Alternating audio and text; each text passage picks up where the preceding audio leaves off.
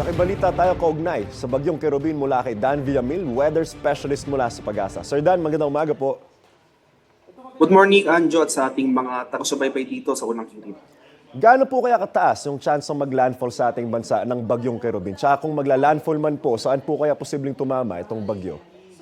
Base sa latest forecast track ng Pag-asa para kay Bagyong Kerubin, di naman natin inaasang magla-landfall itong si Kerubin sa anumang bahagi ng Mindanao at mananatiling itong offshore or malayo sa kalupaan.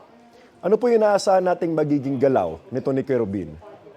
Sa kasalukuyan, patuloy yung paggalaw nito north-northeastward sa bilis na 10 kilometers per hour at sa mga sunod na araw or for the next 24 hours, papatuloy yung generally pahilang ang galaw nito. Sir Dan, last question, may hahabol pa bang bagyo ngayong taon bago mag-2025?